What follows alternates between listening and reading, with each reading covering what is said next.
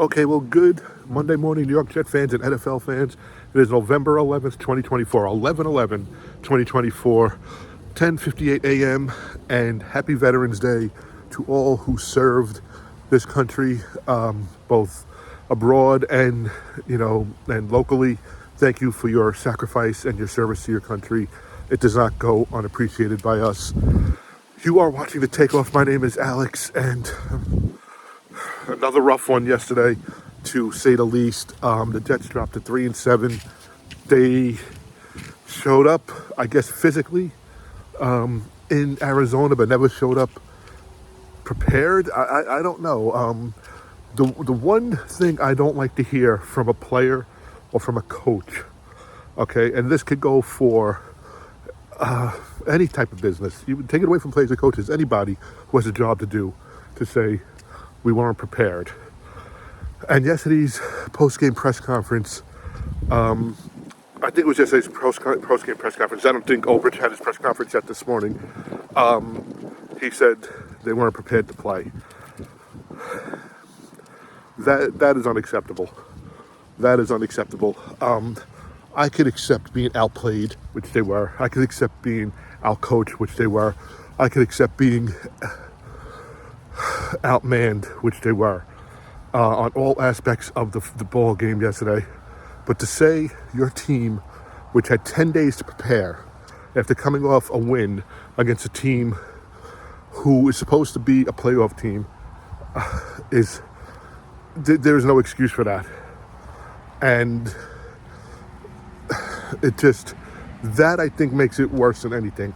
I have sat through, and many people have sat through, or many defenses have sat through, any sports team have sat through games where, you just weren't in it. You got blown out. Things happen. The better team won, or the team better prepared won. And it happens. It's part of sports. But to see yesterday, 4 plays in, less than 3 minutes into the game, you're down by a touchdown already? Ridiculous. For a team whose defense was supposed to be better than the offense, they have showed us a very big decline.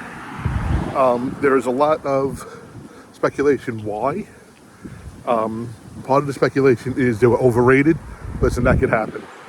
The other speculation is when Robert Saleh was let go and Ulbrich was made head coach, he continued to be the defensive play caller, and it might be too much for him to handle.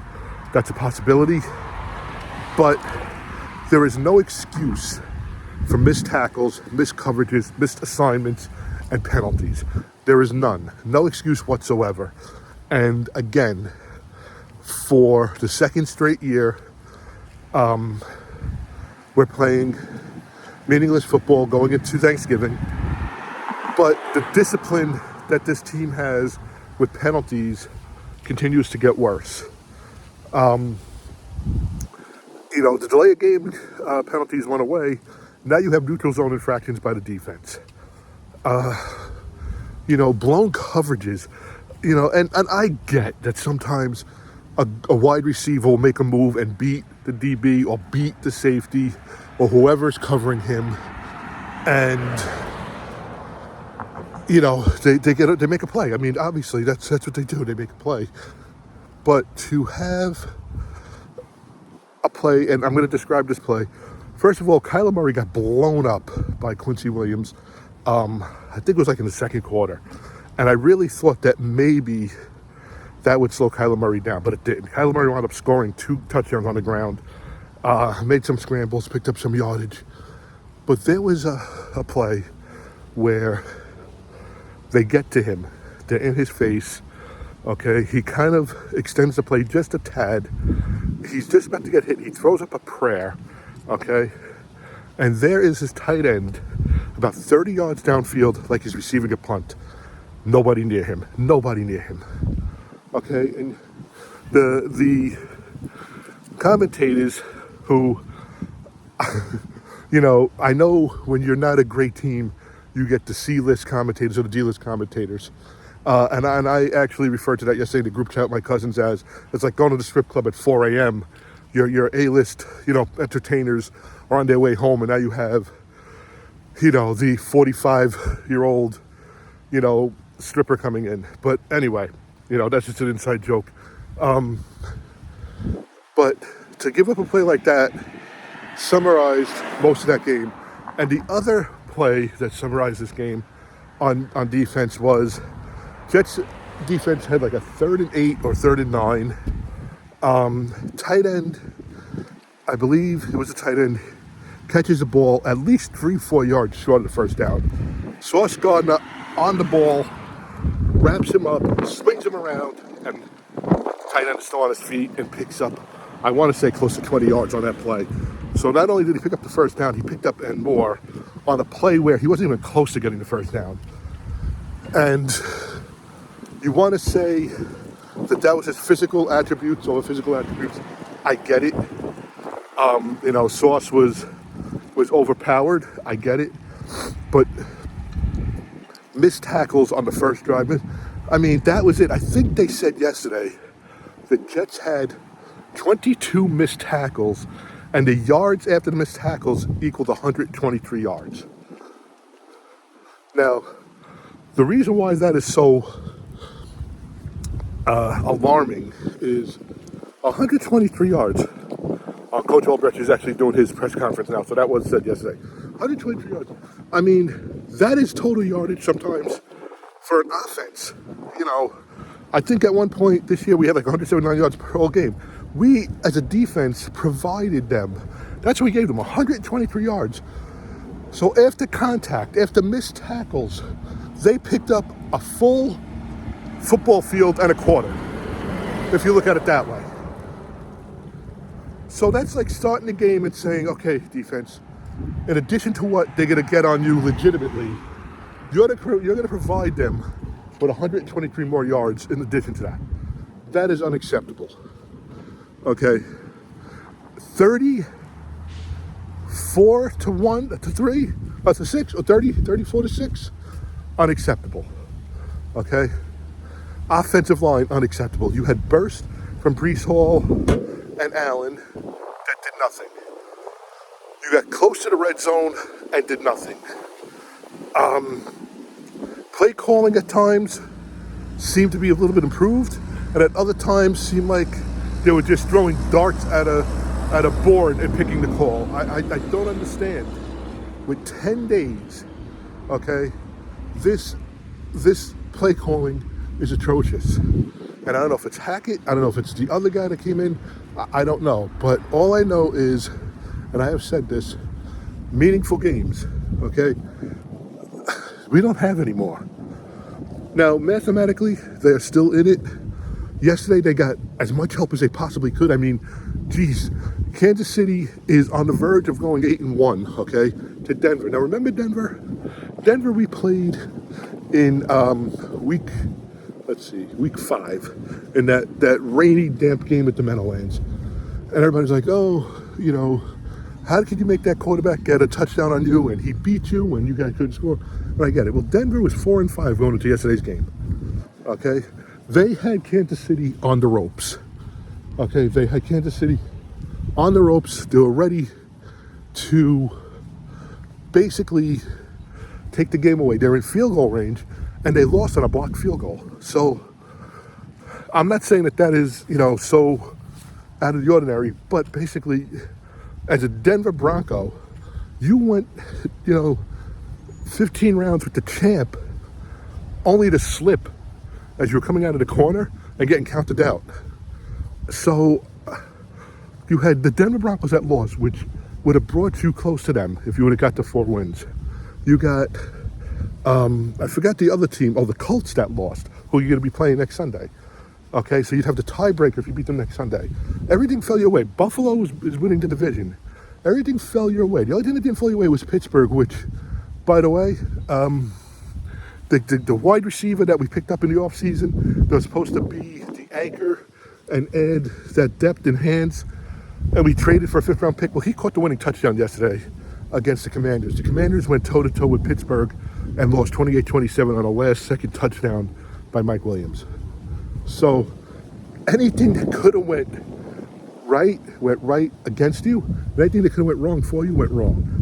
And when you had the opportunity to cease it and go into Arizona, and yes, they have a nice little running game, and yes, Kyler Murray is mobile, but they have the least amount of pressures on quarterbacks, and yet Aaron Rodgers and our offense looked like there was no offensive line in front of them. And at times, the offensive line acted like they weren't there. And it's terrible to watch this. It's unacceptable. And, you know, I pose this question all the time. What do we as a team do that's different than other teams? The preparation, the game playing, the strategy, the everything, just to get ready. The game day, setup. Is it any different than any other team? I don't understand. You know, and I'm not saying, let me, yeah, okay, this is going to sound like a bitch fest, okay, but it's just, I'm watching this team and I'm looking at these games where one play, one kick is a difference between 3 or 4 wins. And then I watched a game yesterday where from play 4, nothing went the right way. And that reminds me of back in 05. And I always go back to other dates. It was 2005. It was September 11, 2005. And the Jets were playing Kansas City. It was Herm Edwards' last season with the Jets. And they walked into Kansas City. And Kansas City on the first drive went down the field. And from that point on, the Jets season and the game, Jets season, everything went downhill. And eventually, at the end of the year, Herm went to Kansas City. And that's what yesterday looked like. The fourth play, the guy, took a little screen pass and took it like 60 yards to the 1 yard line. Okay? I don't understand. You come out, you're supposed to be the defense, supposed to be the anchor of this team. You're supposed to set the tone. Okay? And everybody, the talk in the offseason was keep us 17 points or less as a defense, and the offense will win. Well, yesterday almost doubled that with 31. Okay, and the offense for the second game this year, I think it's only the second game, did not score a touchdown. Nobody scored a touchdown. The defense hasn't scored a touchdown all year. I can't remember the last turnover we had on an interception. I know last week we stripped Stroud of a fumble, but he has yet to and Richie, if you're listening to, that dog is not by you, it's by me. He has yet to, or the defense has yet to get an interception, score on a touchdown, cause a safety, anything like that. I don't think the defense put up any points this year. And that you can't be a top 5, rated a top 5 or top 10 defense and be in week 10 ending. You're going into week 11 now, and you don't have any type of score. You can't do that. But my question is, what is it that we cannot get out of this slump, this hole? You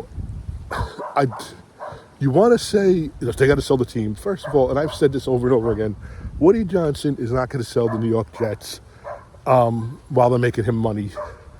Okay, I don't see that. Woody Johnson also wants to win. It would be financially better for him to win.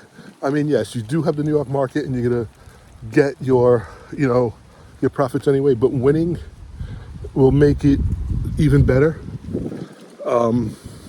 So for this thing to be like Woody doesn't care, I think he does care, because if he didn't care, he wouldn't have made the decision to fire Saleh during the middle of the season. Okay, he wouldn't have made the decision to get Hassan Reddick. Okay, and he was all part of that, and Devontae Adams and Aaron Rodgers. That wasn't it. And people would say, "Oh, jersey sales." Well, the jersey sales, okay, don't go directly to the team. When they buy NFL jerseys, it is split up amongst the NFL. The team just doesn't get, hey, I saw the Revis jersey. The Jets are going to make, $44 on $100. No, it doesn't work that way. So, that, they're like, oh, the new logo to sell them things. Everybody, wanted a new logo. Everybody wanted a Rodgers jersey. And you can say hindsight is 2020, but I want to ask you, okay, you go back almost 2 years ago, okay, Aaron Rodgers says, hey, I'm going to be a New York Jet. I want to play for the Jets. Nobody's jumping on board with that. I'm going to say that 98% of the Jet fans were jumping on board with that. Okay? I did. Prior to that, I really didn't want him. I said that. I thought maybe he wasn't going to get along with media. He may be too old. His seasons have been declining even with Green Bay. But I jumped on board with that. Hey, you want Hassan Reddick? He's an animal. He's edge rusher. He'll add 6 or 7 sacks to the season. Jumped on board with that. Nobody could foresee that he was going to sit out. Okay, and you could blame Joe Douglas, you could blame Woody Johnson, but he even tried, taking money from a partner of his. So it was it was him. It wasn't the team.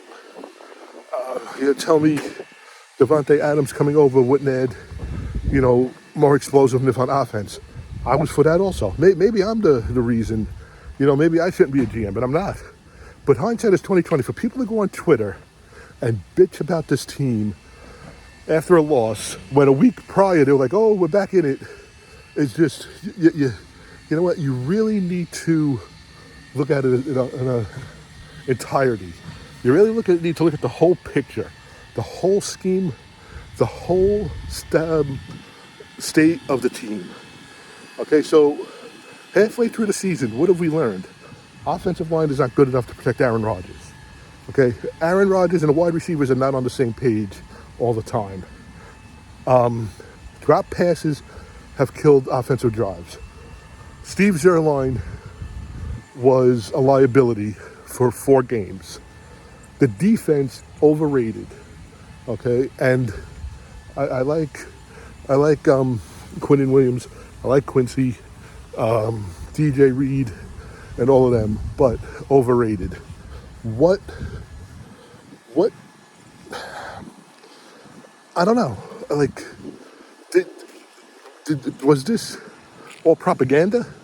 I mean, I truly believed after last year, okay, that Rodgers had something to prove.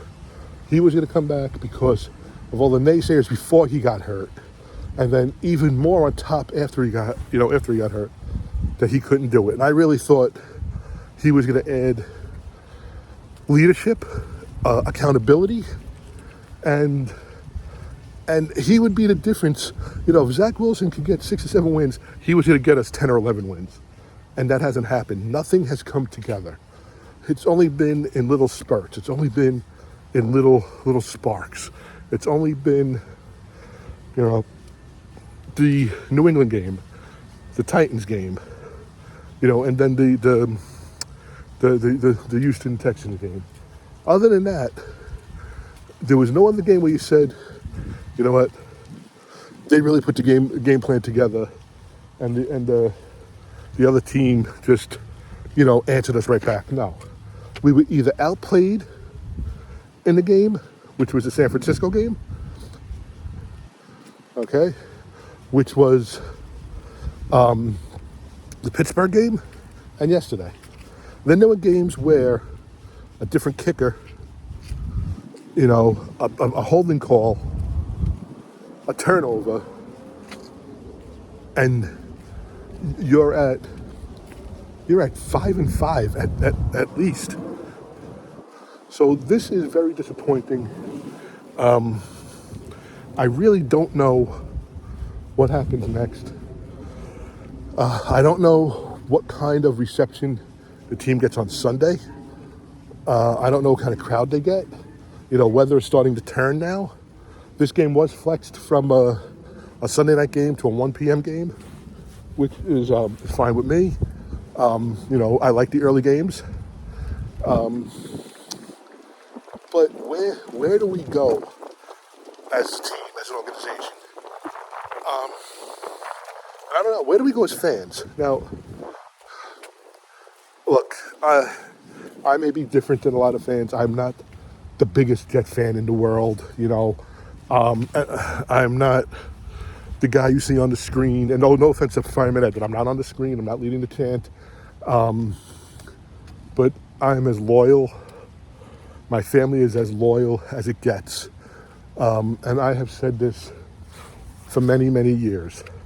From Bruce Coslett to Pete Carroll in the spike game on the Pete Carroll, to Eric Allen taking back a boomer-sized pass, 91 yards after being up 21-0 against the Eagles and breaking Randall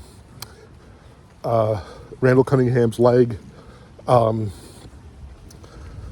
to the Monday Night Miracle, to Rex, to Brett Favre, and I'm not going to give up on this team. You're talking about, and you could say I'm crazy, but you're talking about, me and my family that, we pick our weekends around the home games and the away games, during the season. Yes, we do pick a few days to go to, training camp. We do pick, the night to go to the draft. We choose to go to the draft party. We follow this team. It's not from the preseason game throughout the season. This goes from January 1 to December 31st. I can remember sitting in my aunt's house on New Year's Eve afternoon watching Jets-Patriots getting destroyed, like 8 or 9 years back. I can remember, going in freezing rain, during a 1-15 season, a 3-13 season. And I remember the good times as well. So this season, right, it did not go as planned, but I think the reason why this season is probably one of the biggest disappointments is they were built for now. They brought in players that were supposed to enhance where we were the last few years. Sauce, I don't know if he's battling an injury and he's concerned about getting hurt worse. But he is not the Sauce of the last 2 years.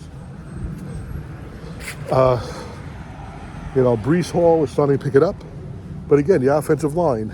Could you imagine, and I've said this time and time again, the offensive line that Bill Parcells had in 98, or the offensive line, I don't know if you caught that, Bill Parcells had in 98, 99, or the offensive line that Rex Ryan had with Brick and Mangold and Fabini, 98 Mawai. It's just, even when we have it come together, there's something there. But I'm not ready to give up. Listen, you can ask me now, the Jets going to play in the Super Bowl in February? I'm gonna be realistic. No, I don't know what they're going to do Sunday. But I know I'll be rooting for them. I'm not going to be bitching and complaining about this team not doing what they're supposed to do. That's what being a fan is. That's what being a fan is. You had, the Mets make it to the NLCS. It was exciting. The Yankees made it to the World Series. Most non-Yankee fans say no, it was a failure. Yeah, it was. But you know what? And I found myself doing this as well. Game 5, up 5-0, going into top of the 5th inning. I'm thinking about Game 6. That was my biggest disappointment, that they couldn't get it to a Game 6 when they had the opportunity. And that's my disappointment with this team right now. They're built to be successful. They just cannot put it together. And maybe that starts at the top. Maybe a change at GM and then coach. Maybe just a change of coach. And I truly believe that a GM should never inherit a coach, but a GM should either should hire the coach, work with the organization, work with the owners to hire the coach. Maybe bring in a liaison, a president of football operations to work with the GM and Woody.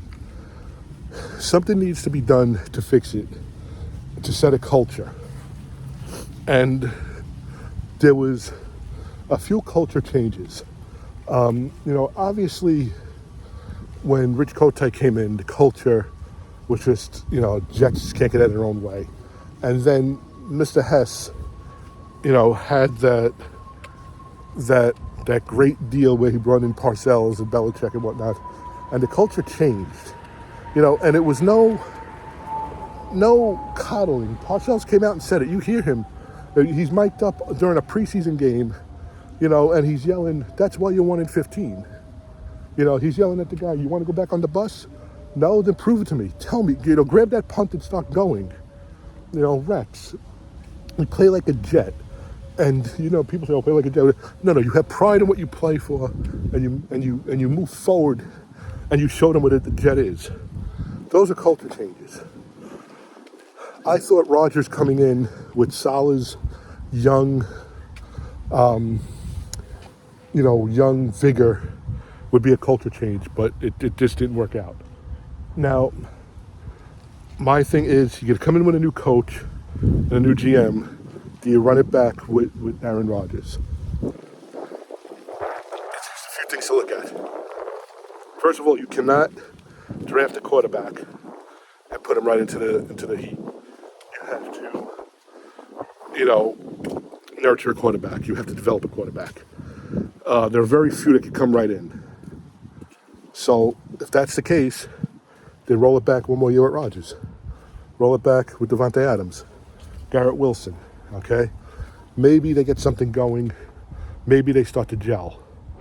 10 games is like a minute and a half in, a football team that has only played 10 games together with a quarterback there. Now with, the second head coach this year. It's very hard to accept, but you have to accept it. They didn't do what they planned to do. They didn't do what they were expected to do. They didn't do what they were built to do. Everybody needs to be assessed. Everything needs to be assessed, from GM all the way down to the guy who puts the decals on the helmets, and everyone in between needs to be assessed. Game day preparation needs to be assessed. Scheduling of lifts and classes need to be assessed. Everything needs to be revamped, reviewed, and redone. Because right now there's no success showing for it. There are little glimpses of what could be, but no consistency, no consistent success.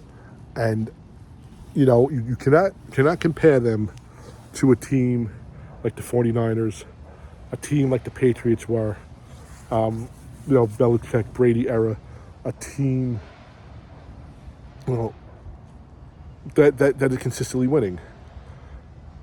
You can't compare them because they're so far off the grid that, it's black and white. San Fran does this great, the Jets do this okay. San Fran defends this great, the Jets defend that okay. San Fran has 4 missed tackles a game, Jets had 22. It's going to be a long week of sports talk football. Baseball is over now. New York football, if you want to say Buffalo's a New York team, whatever, but New York City right now has 5 wins, okay, in, I think, 19 games, as I think the Giants had their bye. So either 5-19 or 5-20 combined, both New York City sports teams. And that is unacceptable. And there'll be tremendous changes, I think, on both teams. So that's going to do it for me. An early walk. I'm off today for Veterans Day. Again, thank you, veterans. Got my steps in, got my video in. I'm going to go watch some press conferences and just try to get through the week. Because you know what? Before you know it, it's already Monday. Before you know it, it's Sunday morning, and we're gearing up to go to the game and watch him play the Colts and Joe Flacco, and see what happens there. And again, I'm really curious to see what kind of crowd comes out. So have a great day, have a blessed day, whatever you call it, a blessed week, a blessed week. Like I said, whatever you can say, however you say it. Stay safe, stay healthy, be happy, and we'll see where we are. Follow us at The Jets Takeoff is our Twitter handle. Email us, thejetstakeoff@gmail.com. And of course, subscribe to us on this YouTube channel. The YouTube account is The Takeoff. The YouTube channel is at The Jets Takeoff. Take care.